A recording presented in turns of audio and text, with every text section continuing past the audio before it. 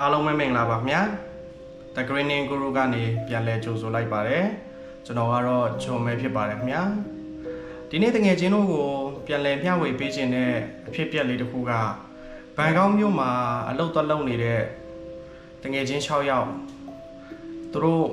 မွေးရမြေစူကန်ပူလီကိုပြန်ရင်းကနေပြီးတော့မှလမ်းမှာတရေ6ခန့်ထိတဲ့အဖြစ်ပြက်ကလေးတစ်ခုပေါ့နော်တရေကဘယ်လိုတရေမျိုးလဲဆိုတော့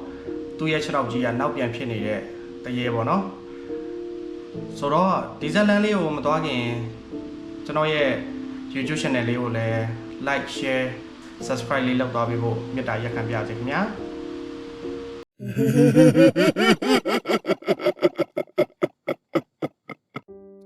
ပြီးသွားပြီဆိုရင်တော့ကျွန်တော်ဒီနေ့မျှဝေပေးခြင်းတဲ့ဇက်လန်လေးကိုတွားလိုက်ကြရအောင်စူဖန်ပူလီကနေပြီးတော့ဖီနိုက်ဆိုတဲ့လူအပါဝင်သူတငယ်ချင်း9ယောက်နဲ့အတူ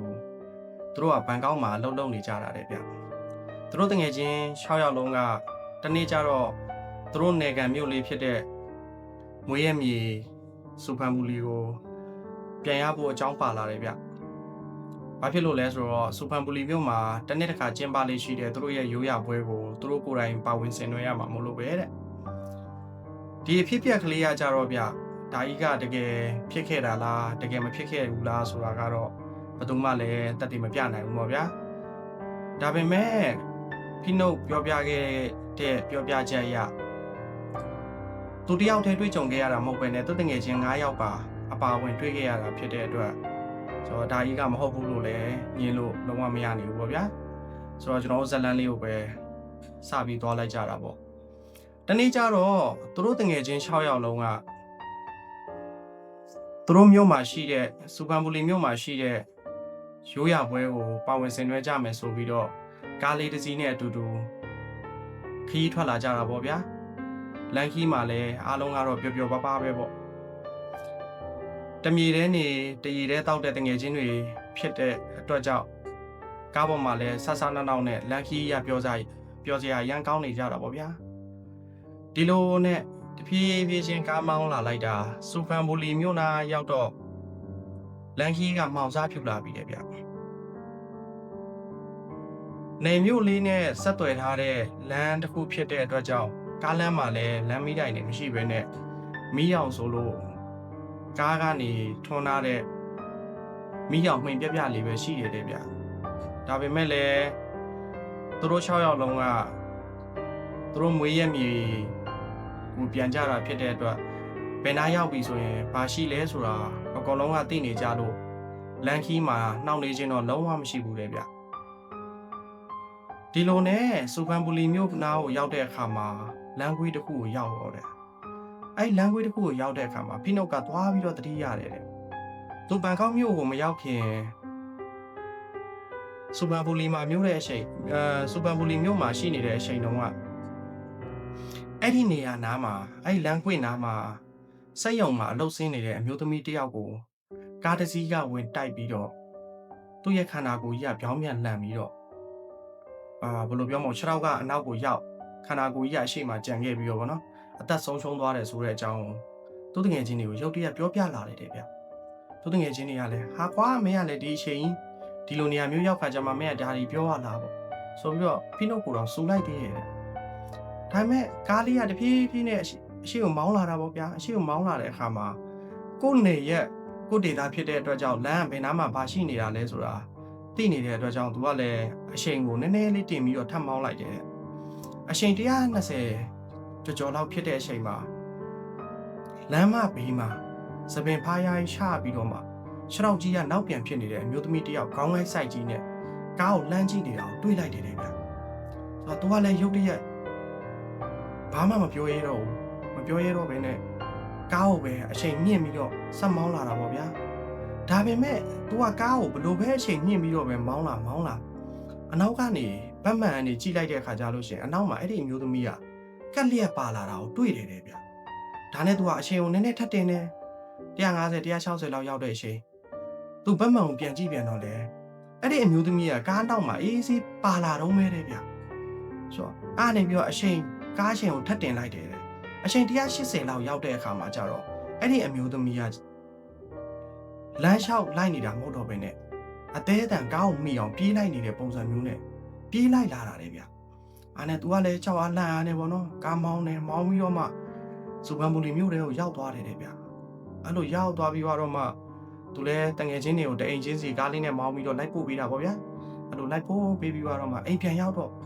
तू ကလုံးဝအိတ်လို့မရဘူးဗျဘာကြောင့်အိတ်မရတာလဲဆိုတော့ဒါကြီးကငါတယောက်တည်းပဲတွေးခဲ့တာလားသူတငယ်ချင်းတွေကိုတွေးလိုက်ရလားဆိုတော့ तू မသိဘူးတဲ့အဲ့လိုဖြစ်တဲ့အချိန်မှာအိတ်လို့ကလည်းမရတာနဲ့အဲ့လိုပဲသူ့လိုပဲသူတငယ်ချင်းတွေအကုန်လုံးကလည်းလုံးဝအိတ်မရဘူးတဲ့အဲ့ဒီစိတ်ထဲမှာအဲ့လမ်းမှာတွေးခဲ့တဲ့အဲ့တရေမှာအကြောင်းမျိုးပဲတွေးပြီးတော့တနှုံနဲ့အိတ်မပြောဖြစ်နေတာပေါ့ဗျာဖြစ်နေတဲ့အချိန်မှာတယောက်နဲ့တယောက်ဖုန်းတွေလှမ်းဆက်လိုက်ကြတယ်ဖုန်းဆက်ပြီးတော့ဟေ့အောင်လမ်းမှာငါတို့တွေးခဲ့တဲ့ဟာကြီးကဘာကြီးလဲဒါတကယ်ပဲတရေလားတကယ်ပဲတစီလားပေါ့ငါတို့အကုန်လုံးတွေးခဲ့ကြတာလားပေါ့အားနဲ့အကုန်လုံးကလည်းသူတို့အကုန်လုံးကလည်းဟုတ်တယ်ဟေ့အောင်ကြီးငါတို့လည်းတွေးခဲ့ကြတယ်မင်းရောတွေးလားငါလည်းတွေးတယ်ပေါ့ကွာအားနေပြီးတော့သူတငယ်ချင်း6ယောက်လုံးဇွန်ကနေပြီးတော့ဗီဒီယိုခေါ်ပြီးတော့တိုင်ပင်ကြတယ်တဲ့ဘယ်လိုတိုင်ပင်ကြလဲဆိုတော့ငါတို့အထင်မှားနေတာလားငါတို့အမြင်မှားနေတာလားဒါမှမဟုတ်အဲ့တကယ်ကဘယ်လောက်ကြောက်စရာကောင်းလဲဆိုတာကိုသိရဖို့အတွက်နောက်နေ့ညမှာစူပန်ဘူလီမျိုးကနေကားမောင်းမျိုးတစ်ခါထပ်ထွက်လာပြန်တယ်ထပ်ထွက်လာပြီးတော့အဲ့နေရာကိုနောက်ရောက်တဲ့အခါမှာအဲ့ဒီအမျိုးသမီးကိုတစ်ခါထပ်ပြီးတွေ့ရပြန်တယ်အမျိုးသမီးရဲ့ပုံစံကသပင်ကဘာရချထားတယ်စိတ်ယုံကိုကထုတ်ပေးထားတဲ့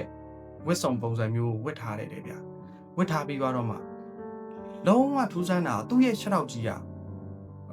ရှီကုံကြီးကအနောက်ဘက်ကိုရောက်နေပြီးတော့မှရှီဖနောက်ကအရှေ့ဘက်ကိုရောက်နေရတယ်ခြေထောက်ကြီးကပြောင်းမြန်ကြီးပေါ့ဗျာအဲ့ဟာနဲ့တွေ့ရောဟာငါတို့တော့စားမိတာမှားပြီထင်တယ်ဆိုပြီးတော့ဖိနုတ်ကနေပြီးတော့ကားကိုအရမောင်းထွက်လာတယ်မောင်းထွက်လာတဲ့အချိန်မှာလည်းမနေရလို့ပဲတဲ့ဗျာအချိန်လေးနည်းနည်းထပ်တင်လိုက်တယ်အဲ့ဒီအမျိုးသမီးကကားအနောက်ကနေပြီးတော့ဖြည်းဖြည်းချင်းလမ်းချောက်ပြီးလိုက်လာတယ်သူဘလို့ပဲအချိန်ထပ်တင်အဲ့ဒီအမျိုးသမီးကအနောက်ကနေအေးဆေးပဲအဲ့လိုပဲလိုက်လာတော့တယ်ဗျာအဲ့လိုကနေပြီးတော့ဖိနုတ်ကလည်းကြောက်အားလန့်အားနဲ့သူကကားကိုအချိန်ထပ်တင်လိုက်တာပေါ့ဗျာအချိန်ထပ်တင်လိုက်တဲ့အချိန်မှာအဲ့ဒီအမျိုးသမီးကကားနောက်ကိုအတင်းပြေးလိုက်လာပြီးတော့မှသူ့မောင်းတဲ့ကားရဲ့ဘေးဝင်းဒိုးဘက်ထိရောက်လာတယ်ဗျာဝင်းဒိုးဘက်ထိရောက်လာပြီးတော့မှသူကကြောက်အားလန့်အားနဲ့ဘေးကိုလှည့်ကြည့်လိုက်တာပေါ့ဗျာအဲ့လိုလှည့်ကြည့်လိုက်တဲ့အချိန်မှာအဲ့ဒီတရေမှာသူ့ကိုပြုံးပြတယ်ဗျာပြုံးပြပြီးတော့မှကားမှန်ကိုချပေးဖို့မှန်ကိုဖွင့်ပေးဖို့ပေါ့နော်ကားကိုတောက်နဲ့တစ်ချိန်လုံးခောက်တယ်ဗျကားမှန်ခောက်နေပြီးတော့သူလည်းကြောက်အားလန့်အားနဲ့မောင်းတာပေါ့နော်မောင်းနဲ့အရှိနာတစ်ခုလောက်ရောက်သွားတဲ့အချိန်မှာအဲ့ဒီတရေမှာလုံးဝခြေစုံရက်ပြီးတော့မလိုက်လာပဲနဲ့ရက်ပြီးနေခဲ့တယ်ဗျအားနဲ့သူကလည်းရှင်းအောင်နဲလေးဆက်ပြီး